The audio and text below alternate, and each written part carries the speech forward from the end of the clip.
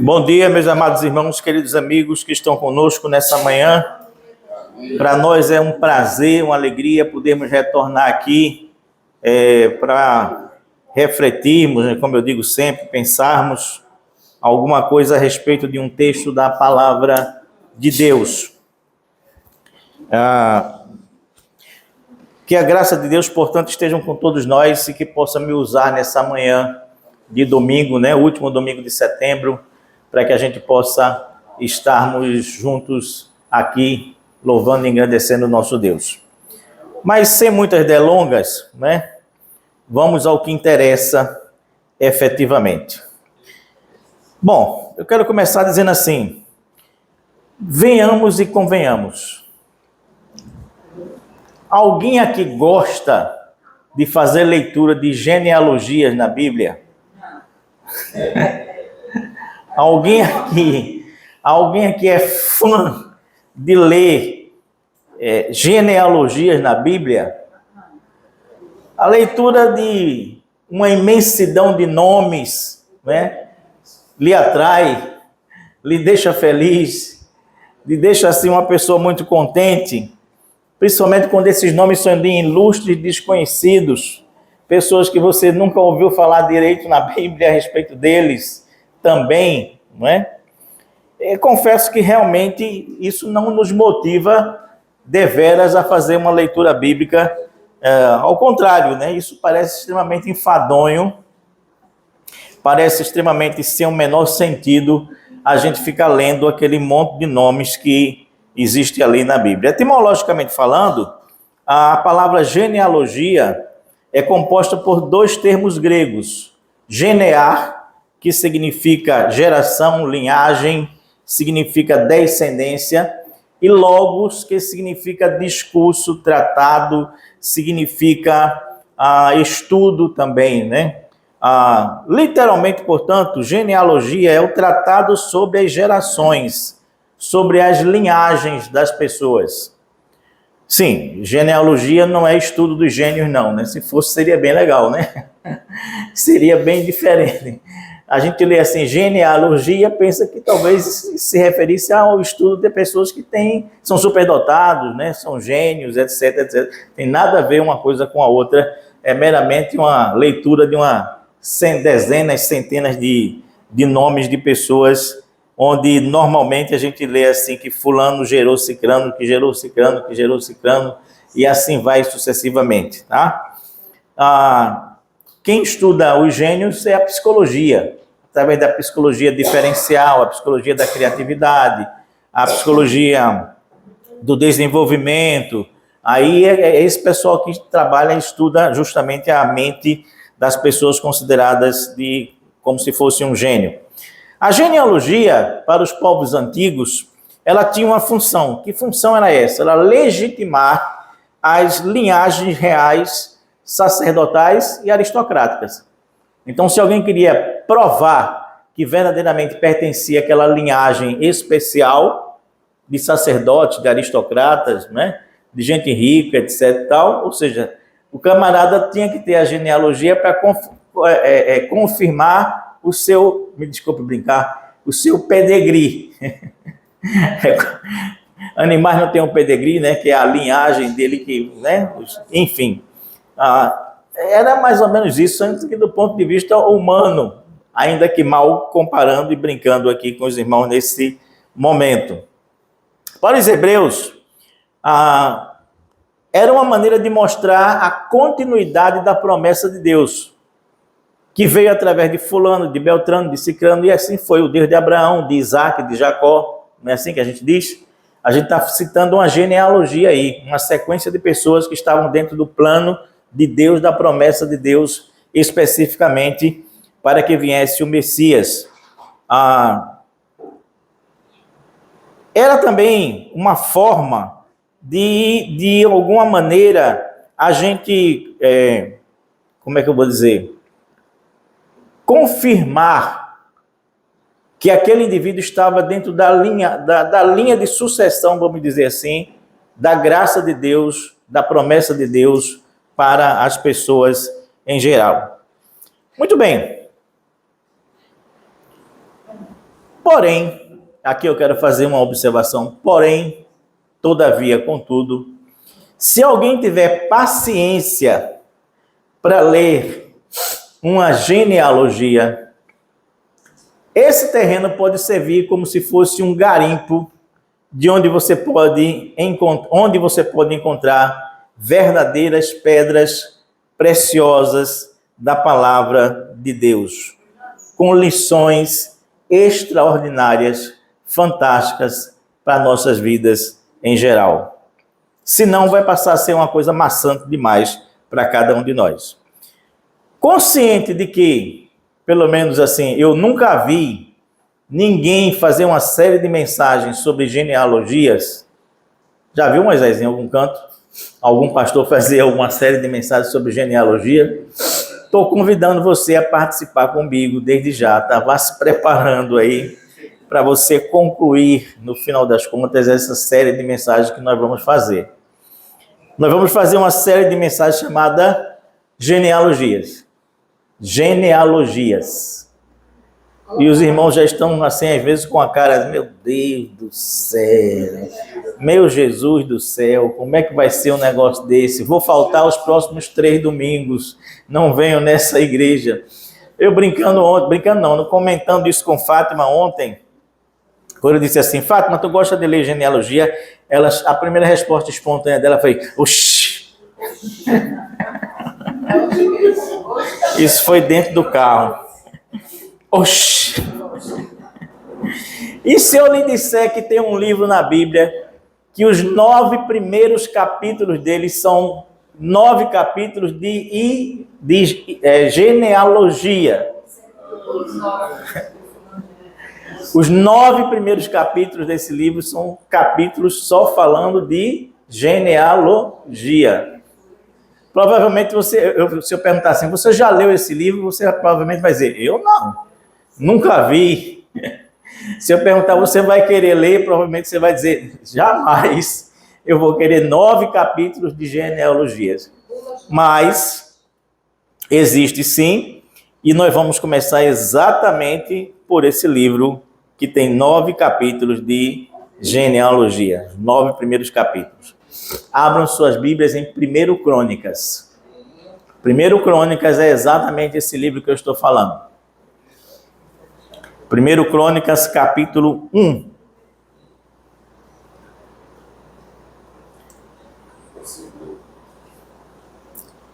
Primeiro Crônicas, capítulo 1. Os irmãos estão ansiosos que a gente leia todos os versículos até o final, né? Não vou fazer isso com os irmãos, podem ficar tranquilos, tá bom? Vamos ler apenas 3 versículos desse texto, alternados, que vão nos ajudar na reflexão que nós vamos fazer hoje pela manhã. Primeiro versículo é o versículo 10, que diz assim, Cuxi gerou Nimrod, que começou a ser poderoso na terra. Ponto. 1. Segundo versículo, versículo 19. A Eber nasceram 2 filhos. O nome de um foi Peleg, porque em seus dias se repartiu a terra. E o nome de seu irmão foi Joctã. E, indo lá para o final, nós vamos ler a partir do versículo 44 o seguinte. 1 Crônicas 1, 44.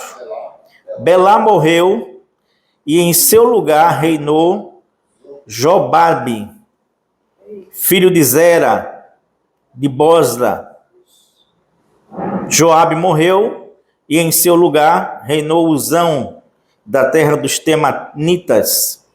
Uzão morreu e em seu lugar reinou Hadade, filho de Bedade. Este derrotou Midian no campo de Moabe.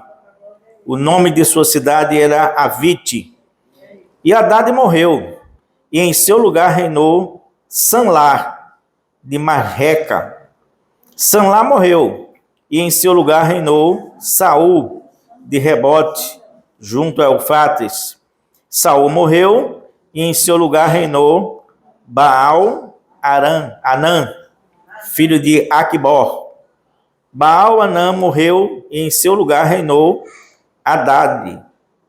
O nome da sua cidade era Paú e de sua mulher era Mectabel, filha de Metrate, filha de Mezaabe, e Abade morreu.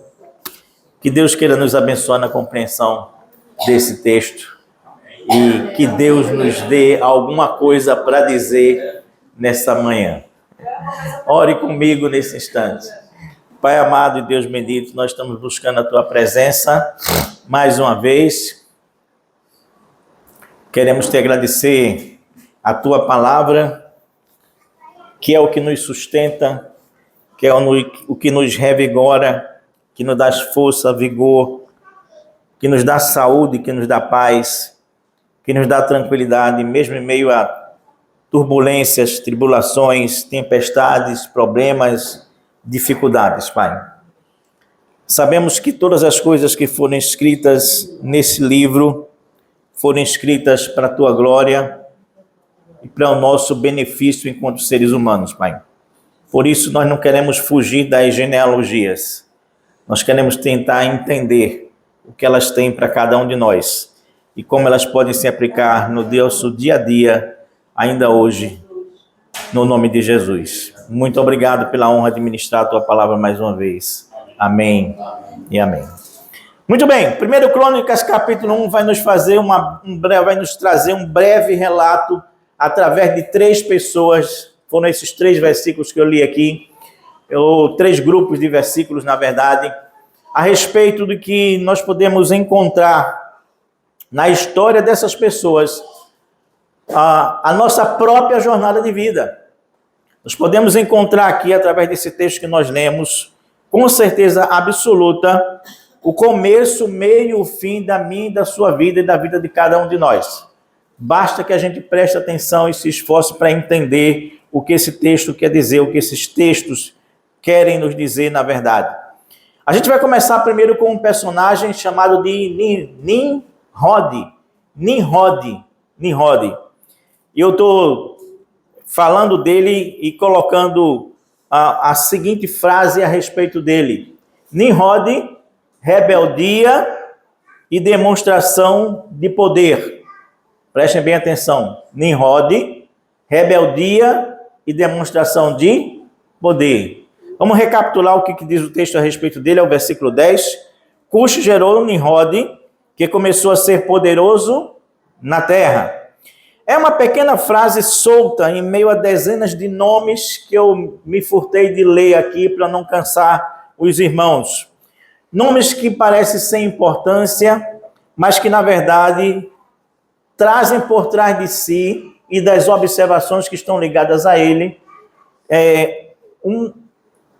um mistério que precisa que a gente se junte para, juntando as pecinhas, resolver e entender aquilo que ele quer dizer de maneira tão extraordinária e reveladora. Quando a gente junta essa pequena frase, por exemplo, Cush gerou Nimrod, que começou a ser poderoso na terra.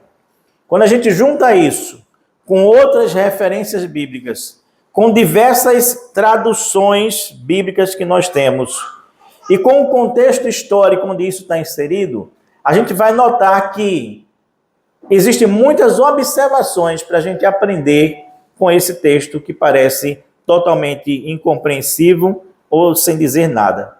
Mas o contexto em que isso acontece é extremamente importante. Por isso, vamos dar uma boa olhada nesse texto para poder entender. Em primeiro lugar, Nimrod é o primeiro indivíduo a estar associado ao poder, biblicamente falando. Eu vou devagar para os irmãos entenderem hoje, tá? Nimrod é o primeiro sujeito a estar ligado ao poder, a dar valor ao poder, a se importar com o poder, a ser chamado de poderoso, biblicamente falando. No original, na verdade, a palavra tem a ver com valente. Nimrod foi o primeiro homem na terra a ser um valente. Isso significa que esse indivíduo era alguém que tinha uma postura de liderança dentro do povo de Israel. Noutra tradução, por exemplo, a Bíblia, Nova Bíblia Viva, ela traduz esse texto dizendo assim: Nimrod se tornou um grande herói. Então, poderoso, valente, considerado um herói por muitas das pessoas. Logo, esse indivíduo deveria ser um grande guerreiro entre o povo judeu naquela época, naquele instante. Está entendendo o que eu estou dizendo para você? Nós estamos deduzindo a partir de uma frase, uma sequência de coisas que vários teólogos, que várias pessoas que estudaram o assunto estão nos trazendo. Fato é que esse indivíduo era jovem, esse indivíduo era forte, esse indivíduo era um guerreiro valente, esse indivíduo ele começou a acumular capital político, preste bem atenção em mim, começou a acumular capital político, tornou-se líder e, segundo o historiador Flávio Joséfo, em seu grande livro chamado Das Antiguidades Judaicas, a respeito de Nimrod, ele diz o seguinte: foi Nimrod quem os incitou a tal afronta contra Deus.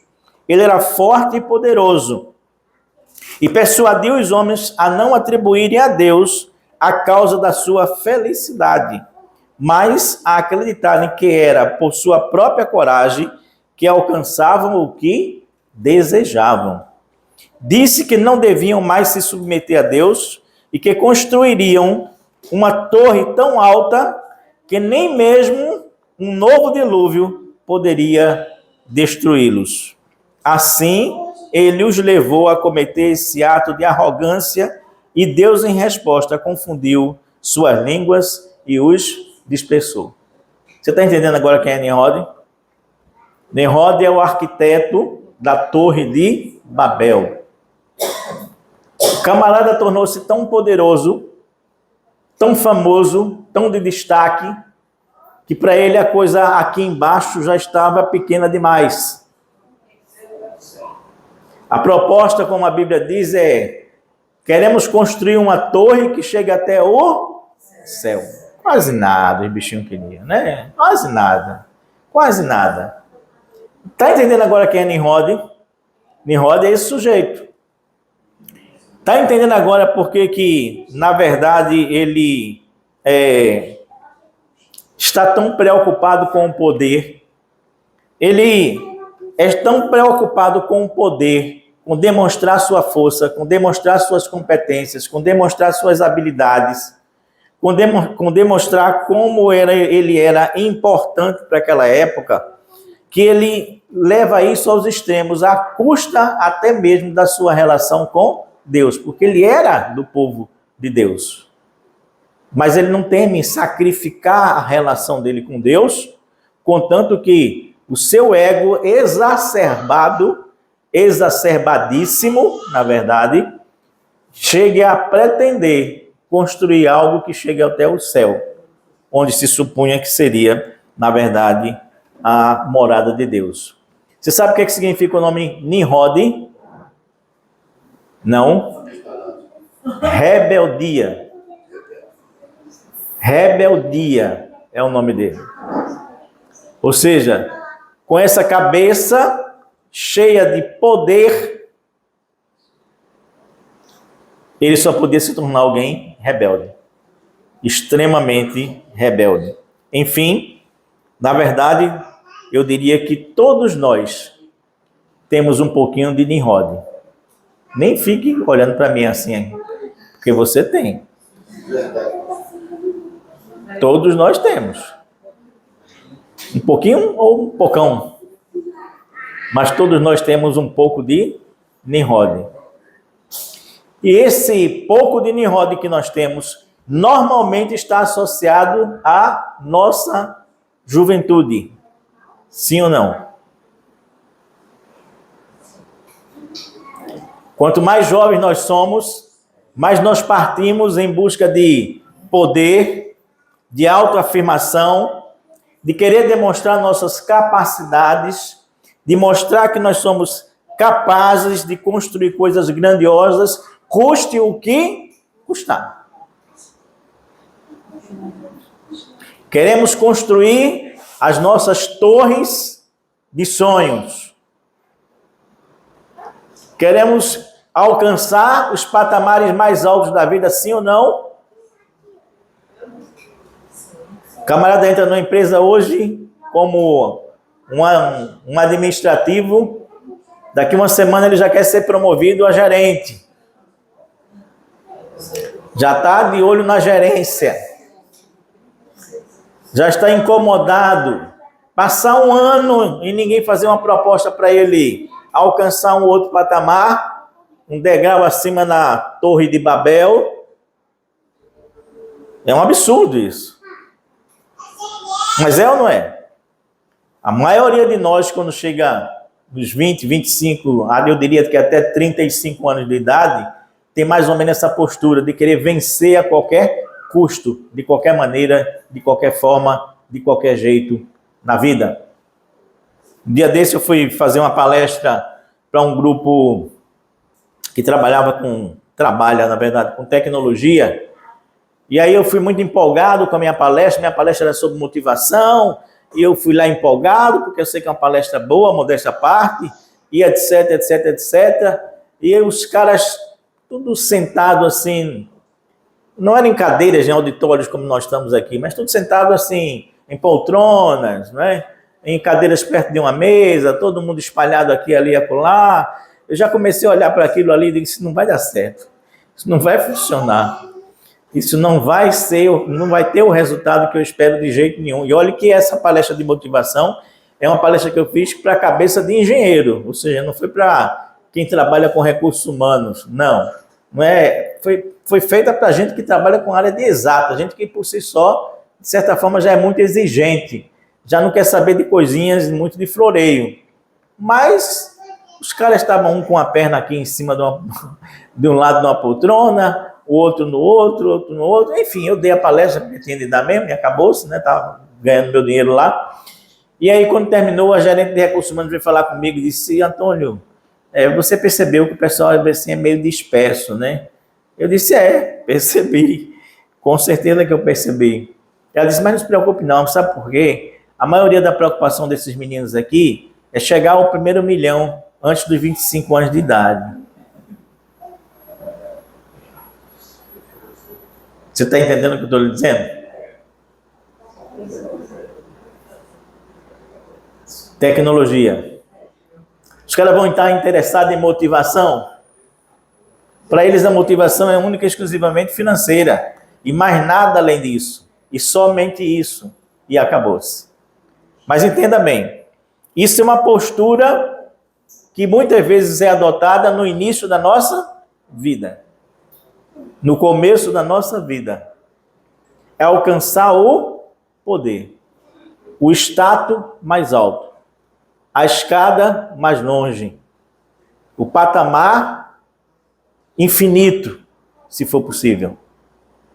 Então, quando a gente lê uma genealogia, é preciso que a gente entenda duas coisas: os nomes que estão ali e as observações que são feitas através daqueles nomes ali, ou ligado àqueles nomes ali. Aí a gente começa a aprender certas lições que a gente não vai ver se tiver um olhar superficial sobre as genealogias. Então, vamos quebrar esse paradigma de que genealogia é uma coisa chata, é uma coisa ruim, é uma coisa que não nos ensina nada. Aqui está nosso amigo Nimrod diante da Torre de Babel, ok? E da pretensão dele de chegar lá em cima, beleza? Muito bem. É preciso que nós entendamos que esse Nimrod, ele está dentro de cada um de nós. E se a gente não tiver cuidado, ele vai querer construir uma Torre de Babel dentro de você.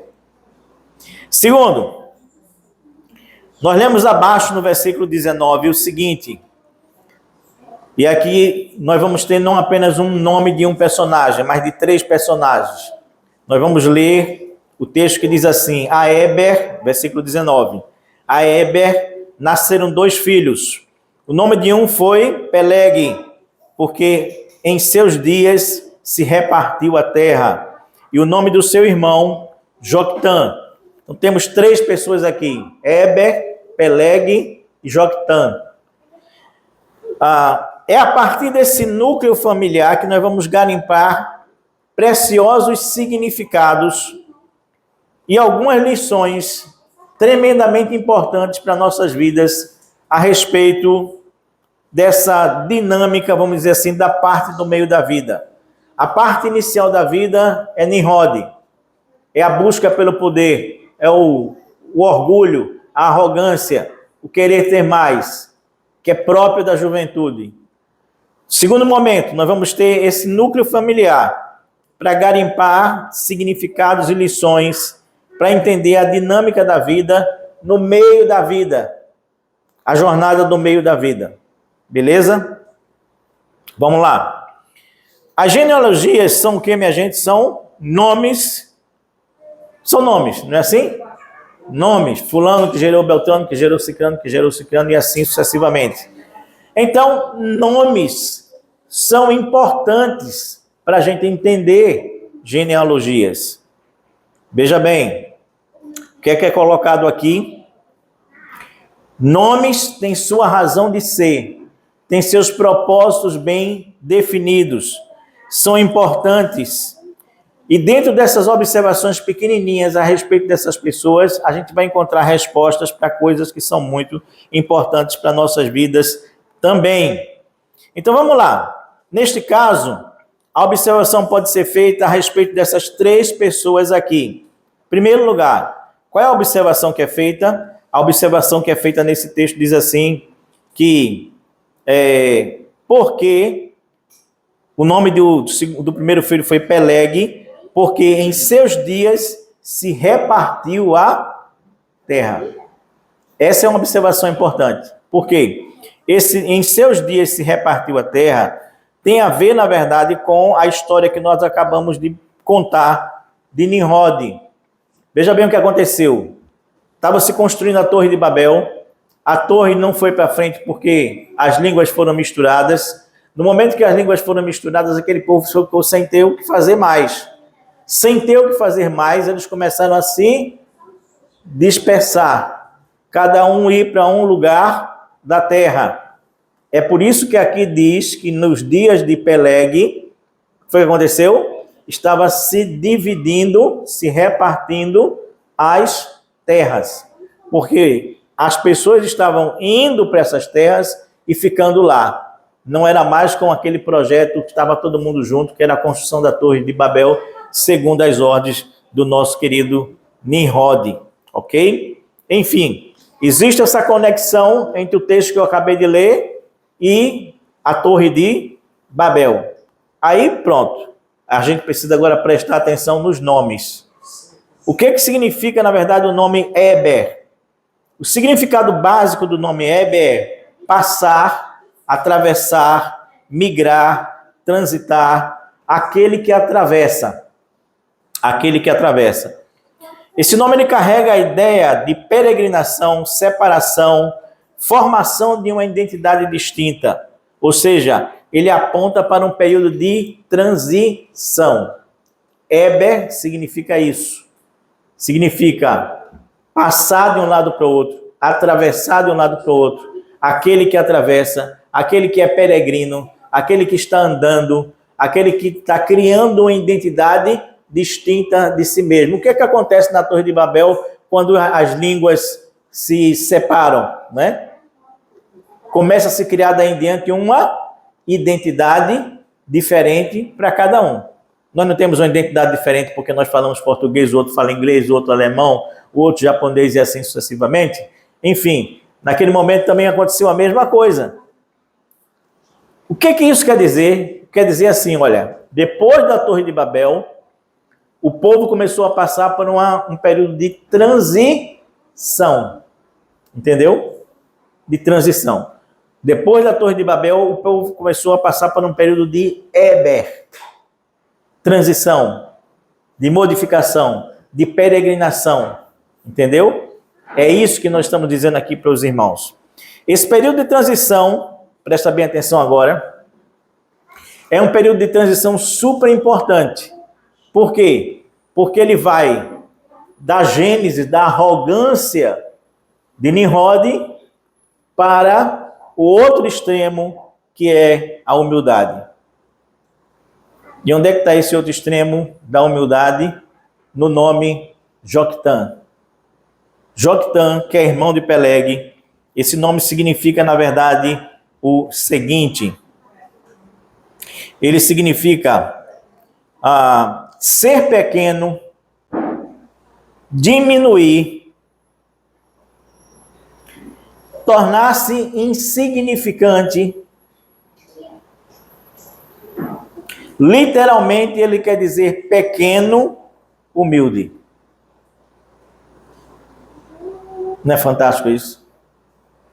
Eu acho a Bíblia, cada vez que eu estudo, mais fantástica, mais extraordinária.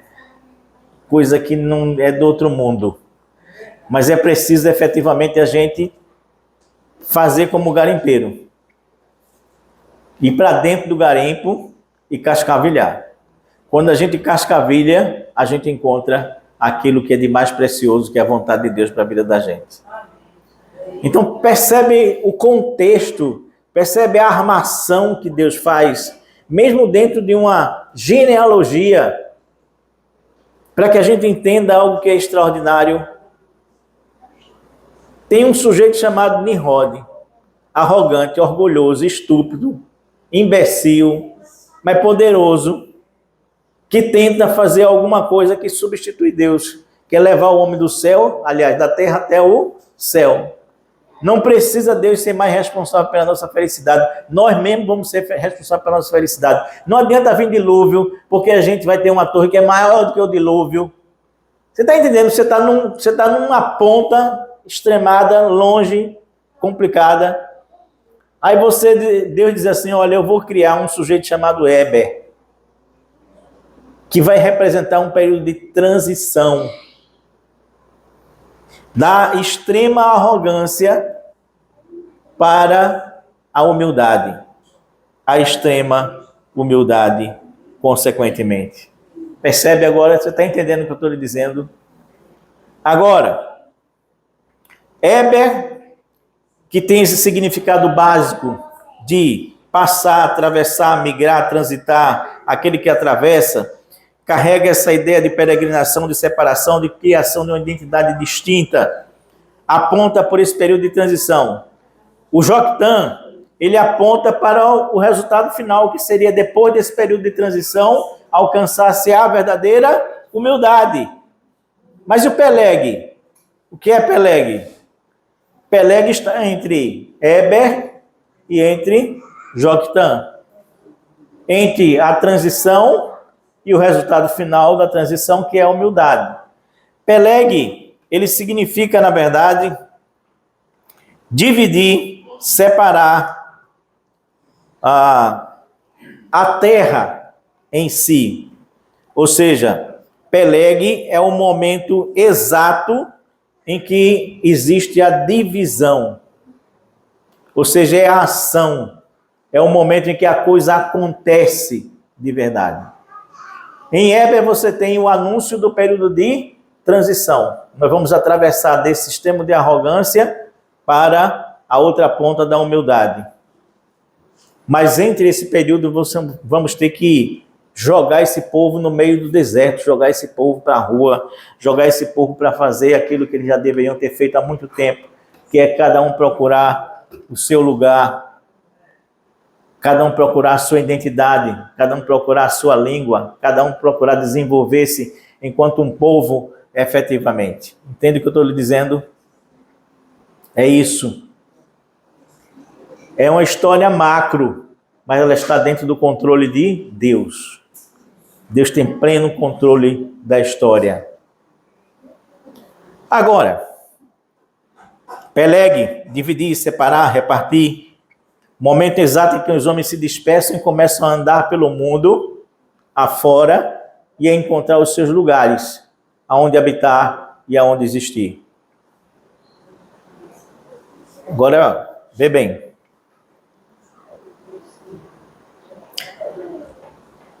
Se a gente não conseguir fazer a transição entre a nossa juventude de arrogância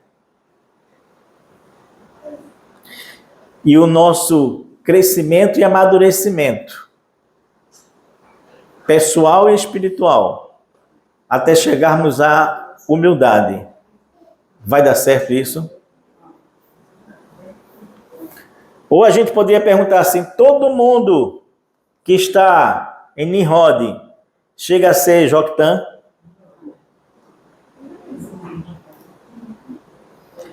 E a pergunta mais importante, onde é que eu estou? Porque a gente não pode ficar pensando só nos outros, né? A gente tem que pensar em nós. Você já percebeu como muita gente na juventude é o bam do bam? Tchá, tchá, tchá, tchá, tchá, tchá. O cara responde grosso, fala alto, não sei o quê, manda, quer que a vontade dele prevaleça de qualquer maneira. Já viu muita gente assim na juventude? Grosso, que não considera ninguém. Depois de uns certos anos, depois que a vida dá umas quebradas nesse indivíduo, anos depois você encontra ele, você não encontra ele bem mais quietinho, bem mais ameno, dizendo muitas vezes assim, se fosse hoje, eu não faria o que eu fiz. Se fosse hoje, eu não diria o que eu disse. Se fosse hoje, eu não agiria do jeito que eu agi, da forma que eu agi. Você está entendendo como, na verdade, essa coisa da genealogia, quando a gente presta atenção, é uma coisa maravilhosa, fantástica, extraordinária, com revelações que estão por trás dela que a gente nem imagina, que a gente nem achava que teria. Ou seja, nós estamos falando aqui de um período de transição entre a arrogância de Nimrod, querendo fazer uma torre que chegasse até o céu, e o nascimento de Joktan, cujo nome significa ser pequeno, diminuir, tornar-se insignificante, literalmente, ser humilde, pequeno, humilde, pequeno. A lição que aprendemos com isto é que muitas vezes nós precisamos, presta bem atenção agora, muitas vezes nós precisamos ter os nossos sonhos destruídos para que a gente chegue no caminho da humildade. Se a Torre de Babel, de Nimrod, não tivesse sido frustrada, destruída, sem que nenhum tijolo caísse, viu? Eu brinco às vezes assim, como foi que, quando eu estou dando curso de palestra, eu brinco dizendo assim, vocês sabem, já ouviram falar da Torre, principalmente quando eu estou falando de comunicação, né? Aí eu digo assim, você sabe como foi que a Torre de Babel desabou? Aí a garotada olha para minha cara e fica assim, meio voando, porque ninguém tem cultura hoje aqui, né? Ninguém lê nada a não ser gibi, figurinha e o que interessa. Aí, quando a gente pergunta isso, os caras ficam olhando para cima, eu digo, foi o que aconteceu? Deus mandou um tsunami, e o tsunami veio, pegou, destruiu a torre. Aí ele diz, não, professor, não é isso não. Aí eu digo, não, então ele mandou um terremoto bem grande, e o terremoto abalou as estruturas da torre, e a torre caiu, foi isso? Não, se salva um ou dois, né? Que são crentes normalmente. Aí eles dizem assim, não, ele misturou as línguas. Eu digo, aí, agora chegou, né? Enfim, sem derrubar um tijolo. Deus derrubou o sonho de Nimrod. Deus acabou com a arrogância de Nimrod. Então, meu irmão, quando na verdade algum projeto seu não der certo, não funcionar, procure pensar assim, esse projeto era um projeto de Deus ou era um projeto para o meu engrandecimento? Esse projeto verdadeiramente era um projeto que eu coloquei para ser benefício para Deus ou era um projeto que só tinha benefício pessoal? A gente precisa fazer essa transição entre Nimrod e Joktan, passando pelo Eber e passando pelo Peleg. Terceiro lugar, terceira lição que nós vamos poder aprender aqui, que é uma lição super importante. Aliás, antes disso, porém, eu quero dizer que Sinceramente, enquanto eu preparava essa mensagem essa semana, e observando o mundo que nós estamos vivendo, eu comecei a pensar assim, nós estamos vivendo um show de arrogância. Em outubro, aliás, setembro de 2025, nós estamos vendo nas pessoas um show de arrogância. Um show de orgulho humano. Nós estamos sempre vendo as pessoas querendo dobrar a aposta.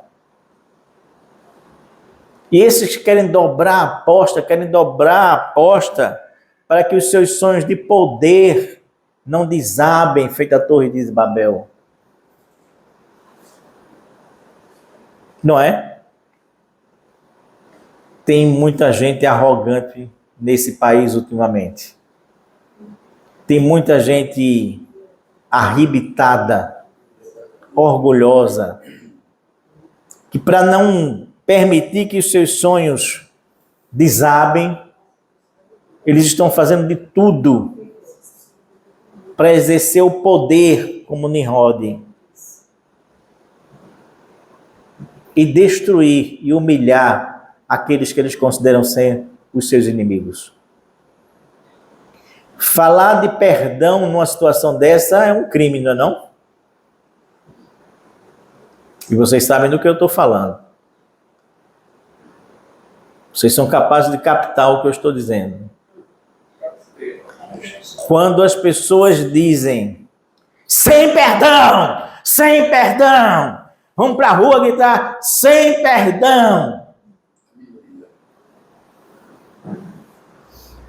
É o show da arrogância. Porque o meu sem perdão para o outro é o meu sem perdão para mim mesmo. O sem perdão que vai para lá hoje, amanhã ele volta para cá. Tenha certeza disso.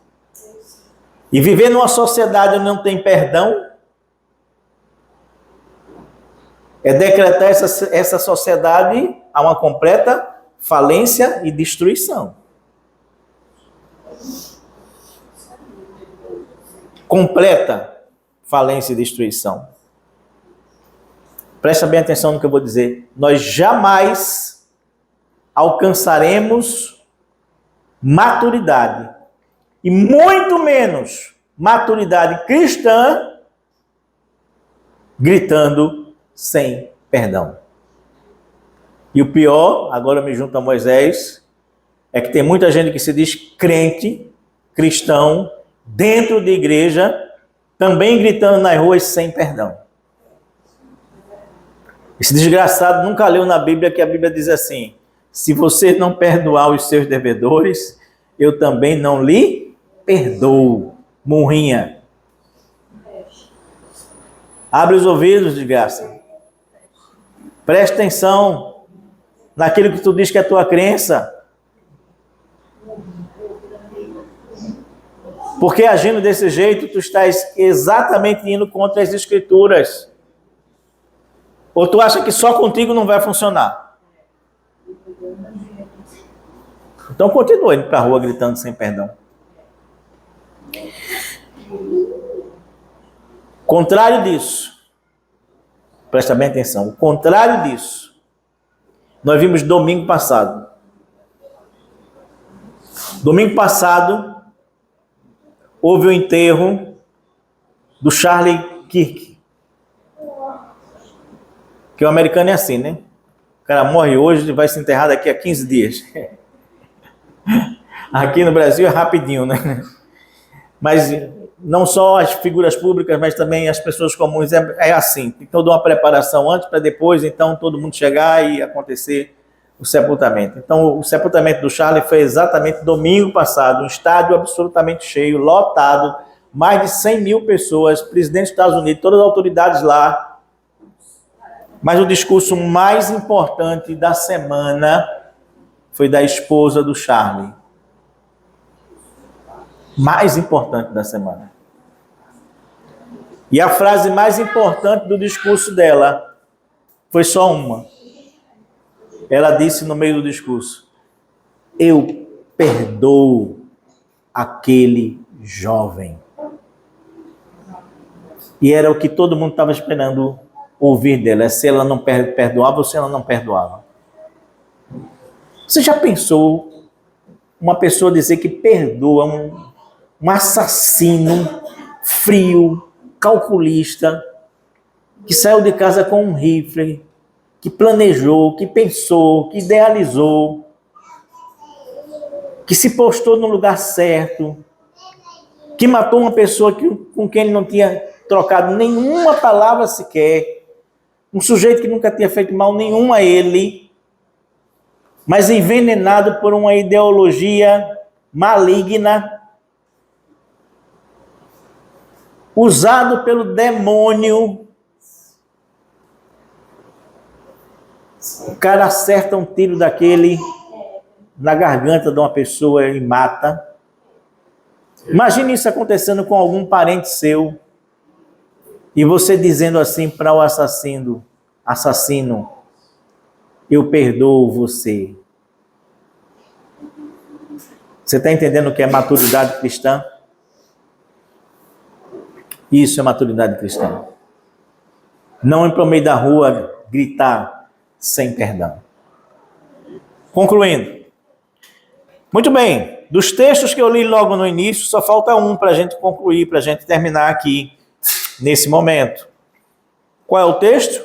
É o texto final. Lembra do texto final? O texto final tem aquela série de nomes chatinhos que eu li aqui, que vocês ouviram. Mas existe nesse bloco aqui, dessa genealogia, existe nesse bloco aqui uma coisa que é interessantíssima. O que é interessantíssimo nesse bloco aqui e que não existe em nenhuma parte desse capítulo 1? Nesse final a estrutura muda, não sei se vocês perceberam isso, meus irmãos, mas a estrutura muda. O importante para a gente aprender com as genealogias, entender a vontade de Deus através das genealogias, é quando, na verdade, você tem um nome e você tem uma observação após o nome, porque os outros não têm observação nenhuma. Então, não tem uma relevância teológica ali. Mas acontece que nesse trechinho aqui, acontece uma coisa que não acontece em nenhum lugar deste capítulo 1, nem dos outros capítulos até o 9, nem em nenhuma outra genealogia da Bíblia inteira. O que danado é, minha gente?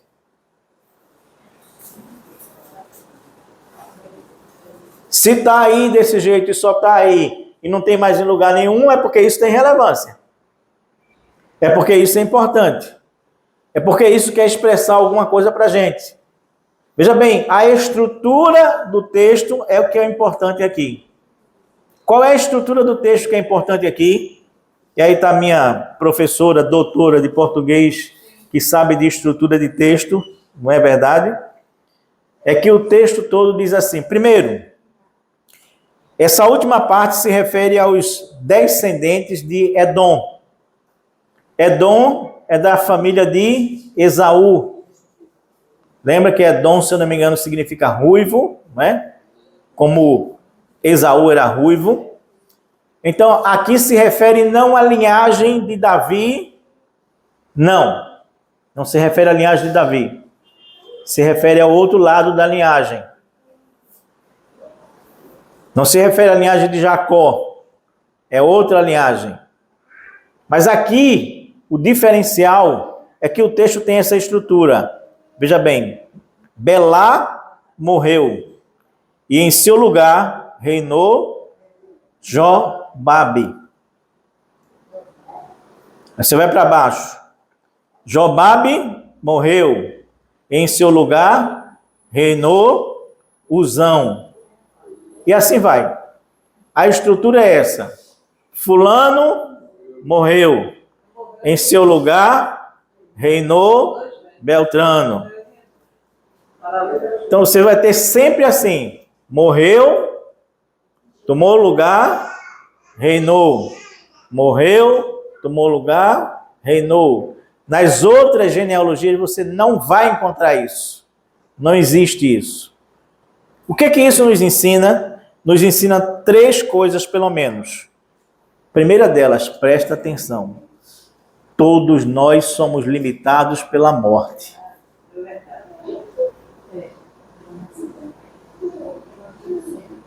Não é uma notícia tão agradável, né? Mas é uma notícia antiga essa, né?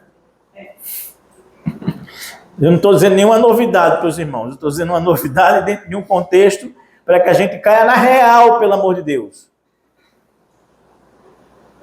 Não há rei que dure para sempre. Não há ninguém com um rei na barriga que dure para sempre. Um dia vai morrer. E um dia vai aparecer diante do justo juiz. E vocês sabem o que é ser justo juiz, porque eu já falei disso aqui para vocês há 2 semanas atrás ou 3 semanas atrás. Então, primeira lição. Aprenda. Você não é infinito. Você não é imortal.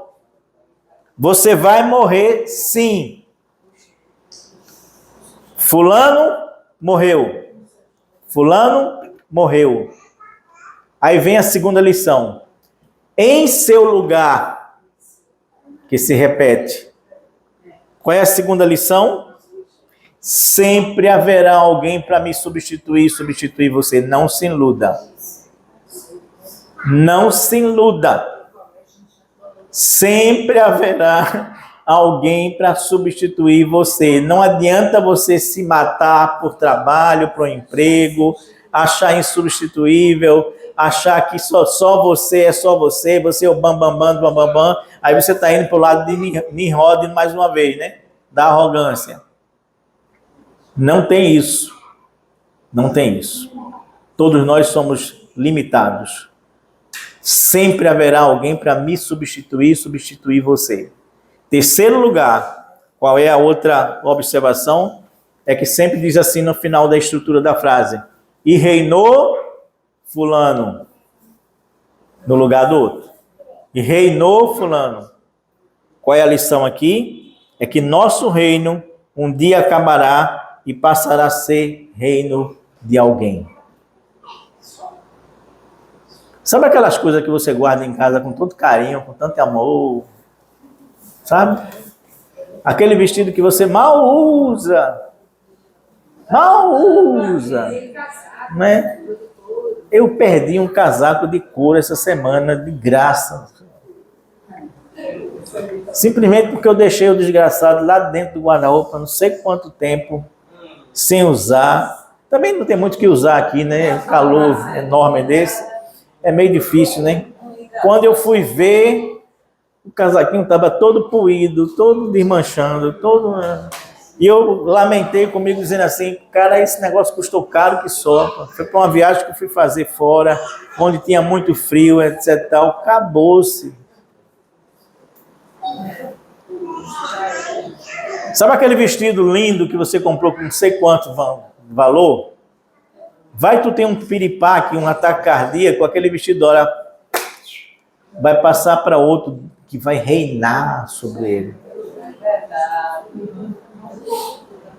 Vai. Sabe aquele emprego que você morreu de trabalhar por ele? Morreu de trabalhar por ele? De repente você tem uma doença qualquer aí que você se matou por conta do emprego? Daqui uma semana tem alguém no teu lugar.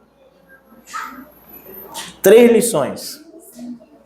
Todos nós somos limitados. Sempre haverá alguém para nos substituir. E o nosso reino nunca será eterno. Ele sempre passará para alguma outra pessoa que vai, na verdade, usufruir dele. A pergunta é, e preste atenção mais uma vez, para que tanto orgulho? Para que tanta leseira? Para que tanto conflito? Para que tanto tentar matar o outro de raiva na unha? Quando a gente pode superar essas coisas com muito mais facilidade do que a gente imagina.